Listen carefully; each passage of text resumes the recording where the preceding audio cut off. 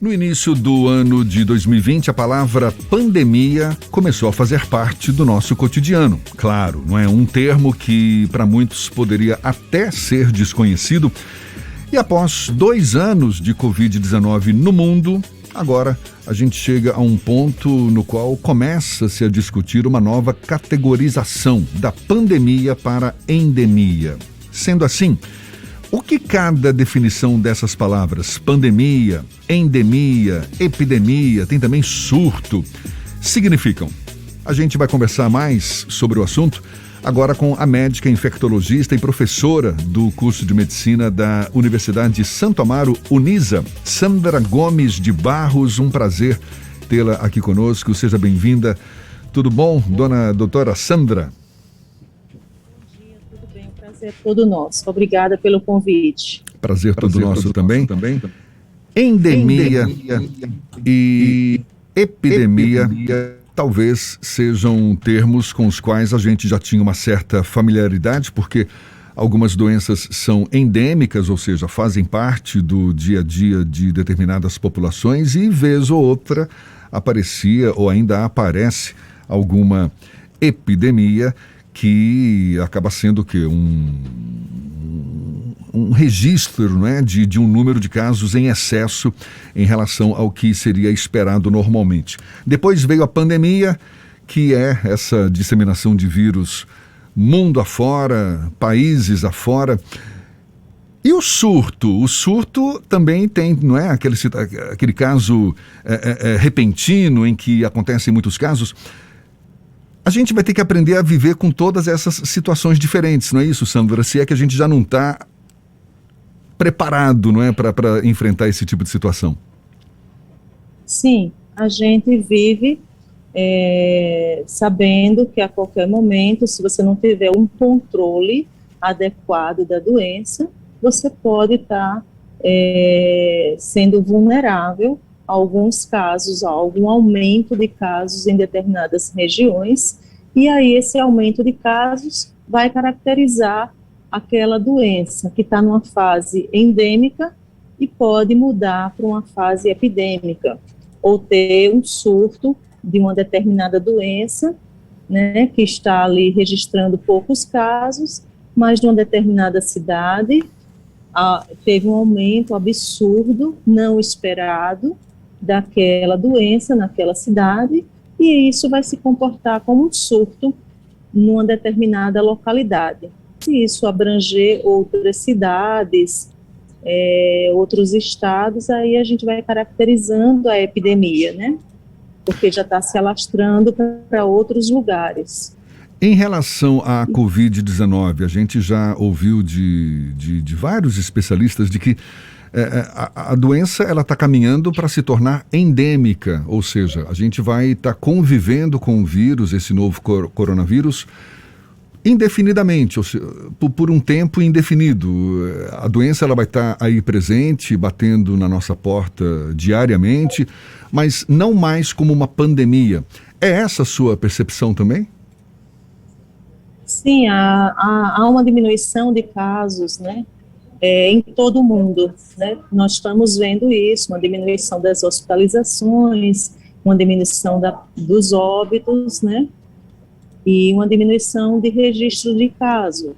Isso tudo vem em diminuição, mas aí ela ainda não acabou, né? Nós precisaríamos ter um registro bem menor do que nós temos agora, para a gente, depois de algum tempo, conseguir classificar a Covid como uma doença endêmica.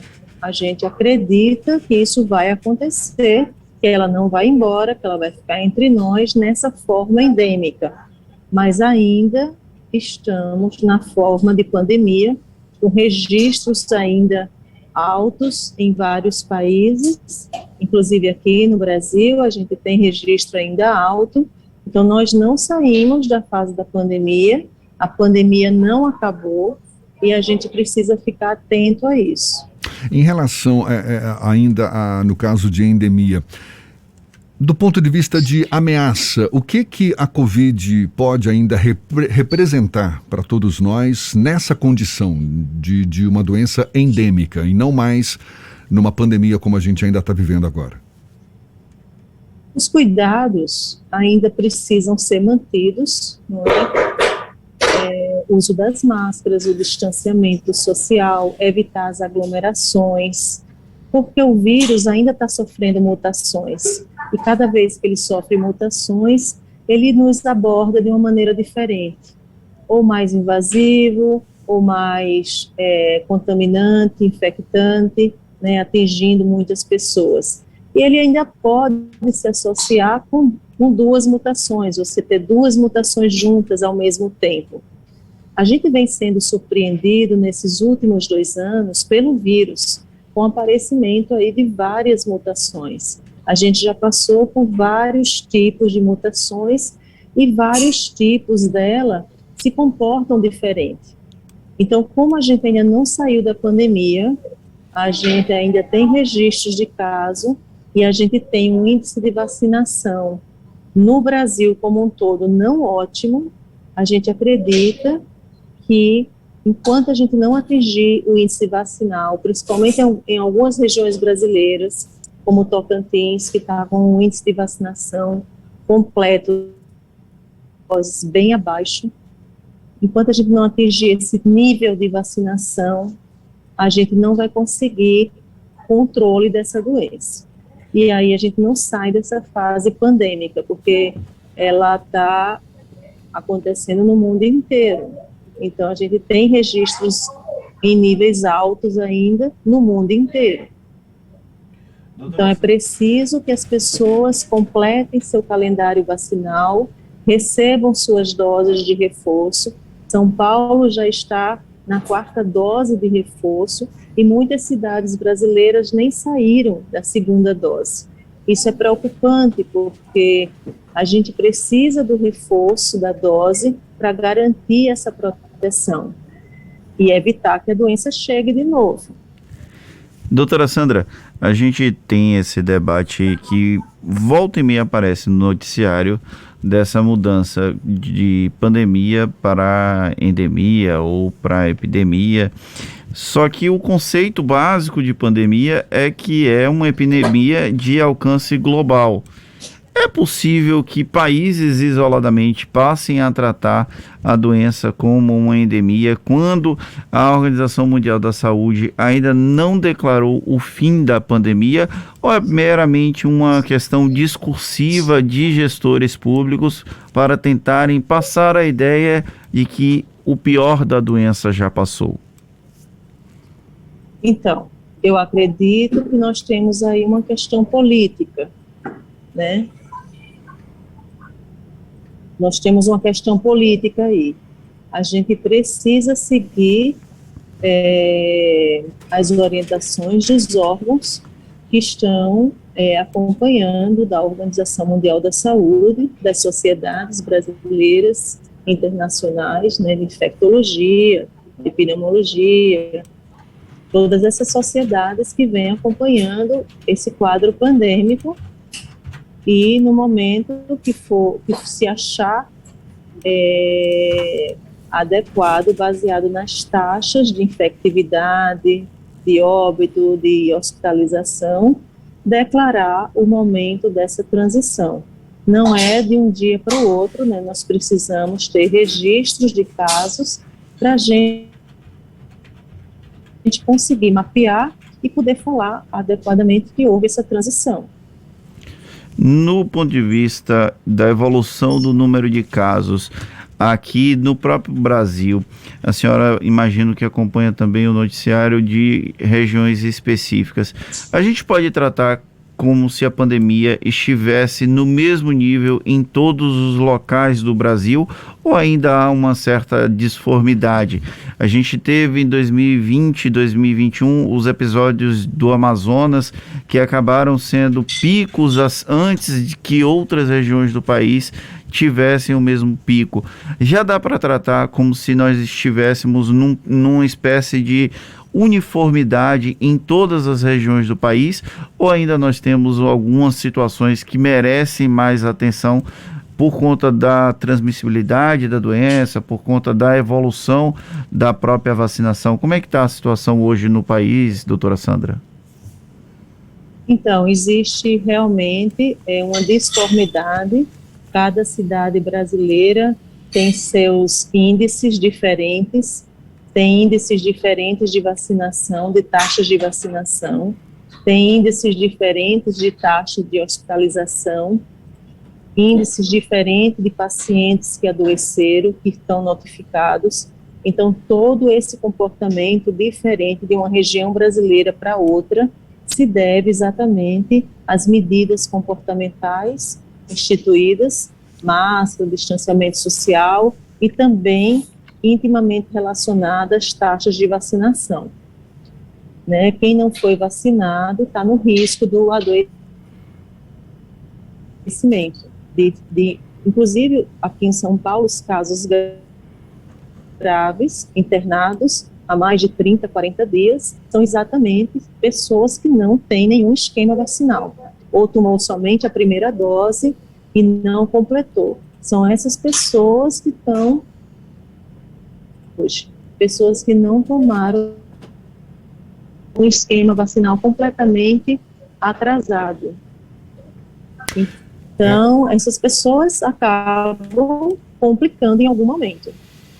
Essa discussão toda em torno da categorização de pandemia para endemia tem esse aspecto político que a senhora muito bem destacou. A gente está conversando aqui com a doutora Sandra Gomes de Barros, que é médica infectologista e professora do curso de medicina da Universidade Santo Amaro. Eu fico aqui pensando, e a senhora vai dizer se meu raciocínio tem lógica ou não, mas a gente só vai se livrar da pandemia, na verdade, na medida em que cada país tiver o seu tempo para se livrar da Covid-19, porque a gente observa o quê? Uma desigualdade muito grande da imunização mundo afora. Países da África, da Ásia ainda estão com um déficit muito grande de vacinação entre lá seus habitantes e tudo. Ou seja, a gente pode considerar, agora a gente está numa situação endêmica, porque a doença está permanente, o vírus continua aí junto com a gente e tudo mais, mas para se livrar do termo pandemia, isso só de fato quando todos ou a maioria dos países conseguir se livrar também desse descontrole da doença. Sim, porque a movimentação das pessoas ela é intensa, né? Os aeroportos estão abertos, as pessoas vão para lá, vão para cá, então viajam para lugares onde também não tem um controle, o índice esteja acima do normal, e aí começa a novas contaminações, né? E aí a pessoa traz de novo para cá, mesmo que ela esteja sintomática ou com poucos sintomas, ou nem saiba que pegou Covid de novo, ela está transmitindo para outras pessoas que até nem podem adoecer, né? Essa é a questão. Então, por isso que a gente reforça que as máscaras precisam continuar nas grávidas, né? Toda vez que você for a um ambiente fechado, que foi liberado as máscaras de uma maneira geral, não se levando em consideração o índice vacinal, não se levando em consideração quantas vacinas o indivíduo teve, não levando em consideração o estado de saúde de cada paciente.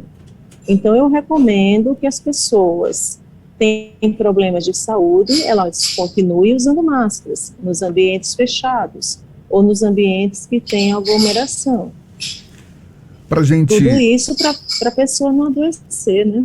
Para a gente encerrar, doutora Sandra, na medida em que ainda houver países que tiverem com um índice muito baixo de vacinação, a gente vai estar correndo risco, não é? De enfrentar novas variantes, de não sair dessa pandemia. Sim, porque as orientações, elas não foram levadas em consideração a situação de cada cidade, de cada estado. São Paulo, por exemplo, tem um índice de vacinação ótimo. As medidas que são adotadas aqui não podem ser levadas para o resto do país. Tocantins tem um índice de vacinação abaixo de 20%. Então, a gente não pode comparar as cidades brasileiras, os estados brasileiros, em relação à efetividade das medidas que foram tomadas frente à pandemia, porque cada cidade se comportou de uma maneira diferente. Só que as pessoas circulam dentro do próprio país, né? Sai de uma região onde a doença está sob controle para uma região onde a doença não está sob controle ou onde a gente não tem um índice de vacinados muito bom.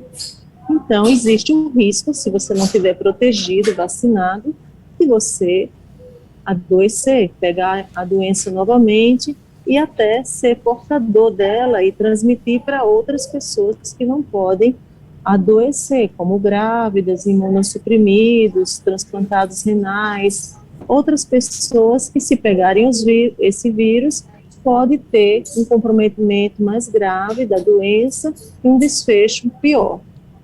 Uma última pergunta, doutora Sandra, como é que a senhora tem observado essa flexibilização do uso de máscaras que tem sido cada vez mais frequente? Agora a gente tem até já a notícia de Vitória da Conquista, sudoeste do estado, que também flexibilizou o uso das máscaras em locais abertos, mas já há cidades em que foi flexibilizado o uso de máscaras também em locais fechados. É uma tendência, certamente, a gente mais cedo ou mais tarde vai se livrar dessas máscaras, mas já está na hora mesmo? Qual é a sua percepção? Eu acho muito precoce esse momento, não é? A gente precisa mapear os dados aí do carnaval, desses feriados, onde teve muita aglomeração de pessoas. Com certeza a gente teve um número maior de infectados. Estamos com os índices nos hospitais baixo, mas ainda tem paciente internado. Então eu acho que foi uma medida precoce.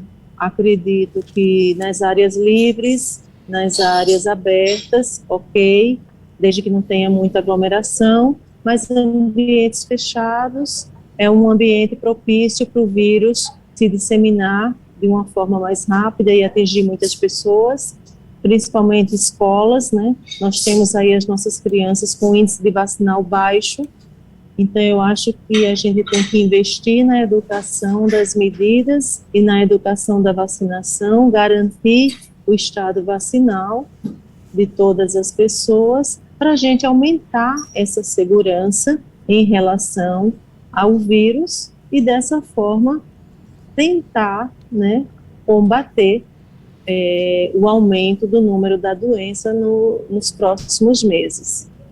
Eu ficaria mais segura se a gente fosse fazendo as coisas paulatinamente e observar, né? Observar a ocorrência de novos casos a cada vez que vai se tomando uma medida. É isso aí. A gente não pode voltar mais para trás, a gente tem que andar para frente. Certamente, não baixar a guarda.